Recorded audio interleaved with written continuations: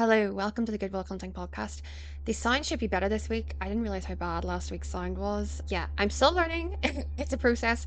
I actually have a really good quality mic that I was very kindly gifted by someone when I did my podcast back in 2020, 21. But I am, yeah, a little rusty on the whole sound editing stuff. So I'm hoping the sound is clearer this week. I'll be totally honest with you, I am fucking wrecked this week. I have my cousin coming tomorrow to stay for a week. And then I have another cousin coming. She literally leaves on like Saturday morning, like next Saturday. Today's the 18th. And then my other cousin comes Saturday afternoon. So Irish, right? Having like a million cousins coming to stay. My other cousin comes until the following Monday. I have had loads of deadlines at my day job. I'm also like going through my novel and reading it out loud. Well, I'm recording an audio version of it. I think it's like a good idea just to have, to be honest. So I'm recording an audio version of it, which means that I'm reading it out loud, which is great for editing, but it means I'm editing as I'm going through it. So I'm doing that every night. I'm like working full time in the day, and then I finish work at like 5, go for like a walk or to the gym, and then work until like midnight, 1 a.m. doing this editing. And I'm just like, I'm loving life. Don't get me wrong. I'm very grateful that I get to do this, but I am so melted. I'm so melted. I've also given up, like, basically going out. I'm like not really going out anymore. And like, it's because I can't really tell, if I drink, it's like, I don't know if I'm going to be really hungover the next day or not. It's so hit and miss. So I've just been like, I'm going to have to like not really drink more than like 2 glasses of wine or something until I get this book deal, because I don't want to waste any days. So I'm not going out anymore. I'm also not dating, like not on the apps. This is like the first time since I was 16 that I have like 0 people on the horizon. So yeah, I'm like, it's weird because I'm like bored because I'm not having, organized fun. But I'm not bored because I have plenty to do. But yeah, it's just like a weird time. Thank God for TikTok, because seriously, otherwise I would literally not speak. Like, I just would not be speaking. I suppose I'm recording my audiobook, but you know what I mean? Like, I wouldn't be speaking like to people. So yeah, if you follow me on TikTok, thank you so much for engaging, because, well, you'll definitely follow me on TikTok if you listen to this. Because yeah, it means a lot to have people to talk to at this stage of like, I feel like I'm like a fucking monk or something. I'm going to speak very quickly. I'm going to speak a bit about Molly Malone, right? The Molly Malone statue, because yeah, I posted a video about it yesterday about how someone has put like a drape over the statue of Molly Malone in Dublin's breasts.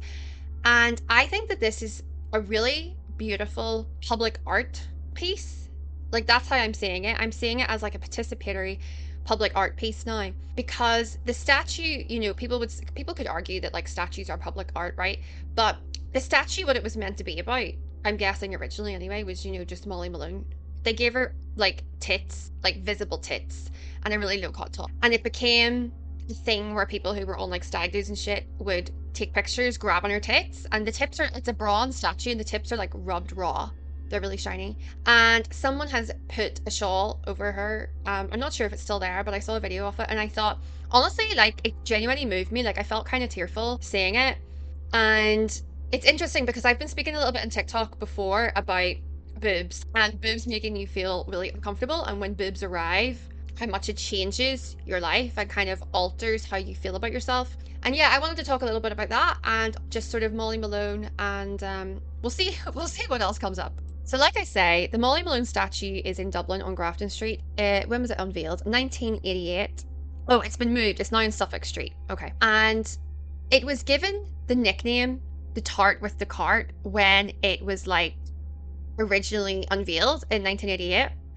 And presumably that is because like I said, it's like the statues were in a low cut top. And I think it's crazy that like only in 1988 were we making statues that were like geared to the male gaze. It's just like, why did she need to have her tits out? Like, that's crazy.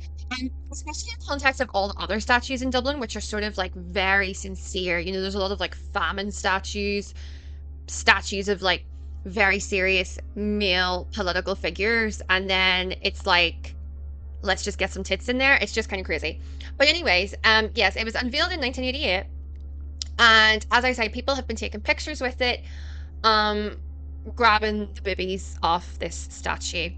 And like, I don't know if you've been to see it, you'll probably know this, but like, there is generally like, yeah, especially if you go on like a Saturday afternoon or something, there's a constant stream of people waiting to get their picture taken with it, grabbing her tits. And I guess I'd never really deeped it that much until I started seeing like discourse around it online because I don't live in Dublin and I've only been to Dublin, like a couple of times for holiday trips and stuff. And then I started seeing discourse around it online and I was like, oh, this is like gross. And then when people started covering her up, I was like, wait a minute, this is actually a really beautiful moment, political moment as well. Because, in light of repealed AIDS, in light of women gaining more control over their bodies in Ireland, I see this Molly Malone statue as like a physical representation of that, or like a physical outlet for that control that women are gaining. And it was interesting because when I posted about it, I had a couple of comments which I've deleted. I'm learning to delete comments in TikTok rather than reply to them. But I had a few comments of people, men, obviously, being like, what about the statue in France? I don't even know what the statue is, to be honest, but there's some statue in France apparently where like women come and like grab the balls of the statue or like the crotch and leave gifts for fertility. And I was like, well, firstly, I didn't say this to them, but this was my thought. Firstly, that's about fertility. The Molly Malone statue is purely about groping. That's also, it's about fertility. So it's still patriarchal. It's still about women's ability to conform to patriarchal standards, which, includes being fertile. And also, like, women don't go around groping men's crotches. That's not a thing. Men go around grabbing women's tits all the time. I actually have like, it was trigger warning, salt, but whenever, like, I don't know, I just feel like you get assaulted so often as a woman that like sometimes you just talk about it so casually. Friends all the time, or we'll say something, we'll be like, oh shit, that's actually like really horrible and dramatic. But I remember walking into a nightclub in like Freshers Week at uni. Freshers Week was awful for abuse, I have to say. And a guy walked up to me and like I've mentioned before, I'm tall, right? So like in heels, like this was like 2011, so I was wearing like the platform heels. So I was probably like 6'2". This guy walks up to me and just aggressively grabs both my tits, like both of his hands. And like I can still, whenever I think about it now, it's like I can remember the pain because it's such a weird pain that you're not used to. And it's like the only time in my life that I've done this, but my immediate reaction was just to punch him in the face. I think because his face was at the height of my face, but I had a big ass ring on. And I remember punching him in the face and I got chucked out. But anyways, that's neither here nor there. The point is, tits are so often, boobs, let's call them boobs. I feel like tits is too vulgar. Boobs are so often a site of violence, and it doesn't need to be like the aggressive violence that I experienced in that anecdote. Even just tits can make you, boobs can make you feel violent towards yourself. I know, like, I've spoken about it on TikTok and I've had messages from people and I've spoken to friends about it as well, that when their boobs arrived literally like overnight, in their teenage years, they just felt completely dysmorphic in their own body. And for a lot of people, that's still the case. I'm 32 and I only got measured properly for a bra, 2 months ago? Yeah. And until that point, oh my God, like I was wearing so far off what I should have been wearing. And I'm just like, I spent most of my 20s totally dysmorphic about my own body because of the way that boobs are sexualized. And it's just really like sad and crazy to see that statue be abused. And I know it sounds silly because it's a statue, it's an inanimate object, but it's crazy to see the physical manifestation of society's obsession with sexualizing women's bodies, particularly boobs. And like I say, I've spoken about it on TikTok and I've had messages from women who are like, yeah, when my boobs came in, I no longer knew who I was, or I did not feel in control of myself, or people started treating me differently, or my family started treating me differently, or I started treating myself differently. People also talked about how they started dressing differently, and this is definitely something I experienced. It's actually quite weird because sometimes I'll be like really confident about wearing my cleavage out, and then sometimes I'm like, I just want to wear a big massive baggy jumper and a baggy t-shirt and no bra and like dress like a tomboy. But I think a lot of us can relate to, I don't want to keep bringing it back to Molly Malone, but it's like, it really is actually like, the more I think about it, the more poignant it is. A lot of us can relate to the image of the shawl going over her, right? Because it's a reminder of how much our bodies are perceived by other people, and seeing the hand marks on her boobs, seeing how much people have touched the breasts of an inanimate object is a reminder of the way that our bodies, our boobs, are not our own, like so often they are being consumed, whether that's just when we're out and about, how people are looking at us, They're being consumed by, the people around us when we're growing up. People can feel differently towards you. Like relatives can feel differently towards you when you get breasts. I had a message from someone who was saying that they stopped wanting to take baths once they got their boobs because they couldn't bear to look at their own boobs.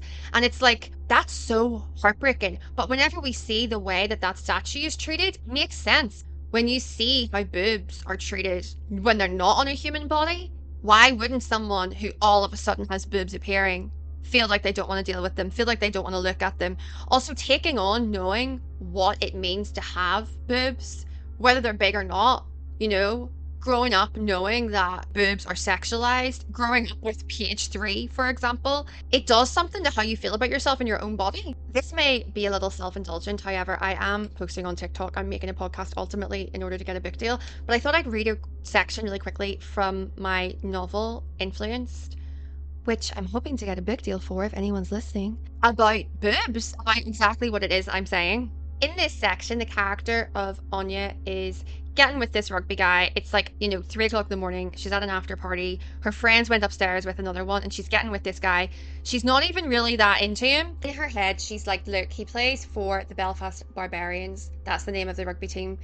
My book is purposefully and intentionally obtuse and on the nose, by the way. So she's like, look, he plays for this team. That has some status and significance. Let me get with them. So this is what happens when she does. Although he was on top of her, he wasn't making any noise. All she could hear was his heavy breathing and her shallow, quick breath, while the bass of the music playing in the other room offered a welcome distraction and soundtrack. She noticed a sweet smell in the room and wasn't sure if it was the coke, the drinks, or a plug-in air freshener somewhere. It made her feel nauseous for a moment before she made herself focus. She wished James would make a noise or say something. She could hear his balls slapping against her and she wanted desperately for something to ground her in the moment and get her out of her head. Maybe it was the cocaine. She'd never had it before sex before, and it probably wasn't the best idea to do it for the first time while being smothered by an enormous stranger. She caught James' eye and he immediately looked away at her boobs. He grabbed one of them and started squeezing it a little too hard. "You've great tits," he said, without looking at her. This statement, which she assumed was intended as a compliment, filled her with a sense of sadness, so all-consuming that she could feel it in her entire body. As she tried not to think about it, she could see him grabbing and playing with her breasts like a small child excited to have a new toy, or a fox that had captured a rabbit. He was pushing and pulling her by the breast with an aggression that reminded her of the way a predator would be comfortable in a room full of prey. The casuality of the threat was the fun for them. There was no connection between her and her breasts now.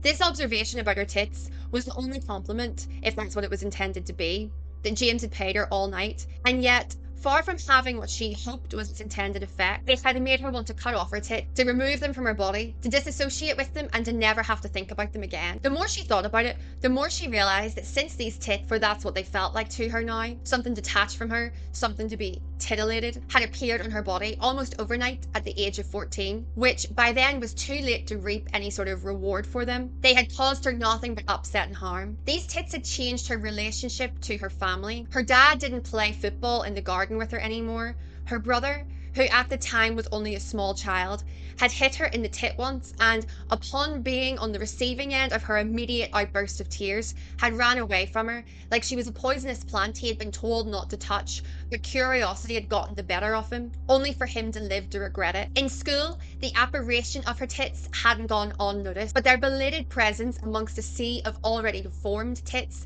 meant that rather than offer her the cultural currency that they had afforded girls whose tits had appeared to them like Mary to the Holy at age 12, they generated nothing but mockery and disdain from a handful of boys who had decided the past omission and now belated appearance of her tit was nothing more than a point of break time entertainment. As James played with them, shaking them and then slapping them, she wished for nothing more than her prepubescent chest to reappear, for a reversal, in fact, of the very thing she had spent her formative years yearning for. So yeah, if you've listened this far, thank you so much. That is a section of my book about boobs, about getting dysmorphic from having boobs, about boobs being treated as something disconnected from you, like you're almost wearing them on your body, which I think a lot of people can relate to, especially when you're having sex, especially if you're sleeping with someone that you don't know terribly well. Often you can be made to feel as if your boobs are something to be enjoyed as being detached from you.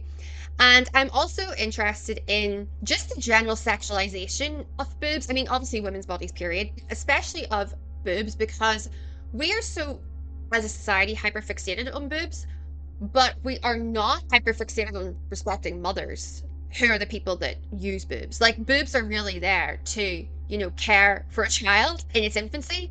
And yet we don't even have like designated breastfeeding rooms, readily available across the country. But, when there's a statue that has big boobs, people are going out of their way and queuing up in order to group it. Like, make it make sense. The last thing to say about this and the Molly Malone statue, because I do always bang on about class, don't I, is I do also find it interesting that she was called the tart with a cart, and the way that working class women's bodies, especially working class women's boobs, are made to be a joke very often, like even like page 3 and stuff like that.